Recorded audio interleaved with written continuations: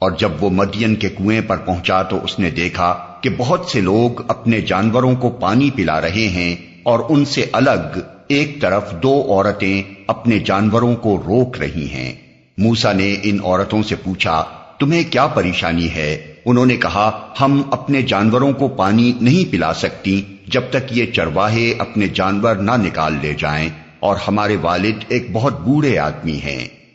یہ سن کر موسیٰ نے ان کے جانوروں کو پانی پلا دیا، پھر ایک سائے کی جگہ جا بیٹھا اور بولا، پروردگار، جو خیر بھی تو مجھ پر نازل کر دے میں اس کا محتاج ہوں۔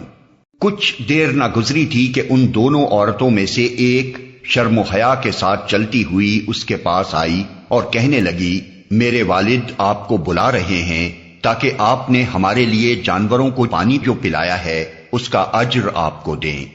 موسیٰ جب اس کے پاس پہنچا اور اپنا سارا قصہ اسے سنایا تو اس نے کہا، کچھ خوف نہ کرو، اب تم ظالم لوگوں سے بچ نکلے ہو۔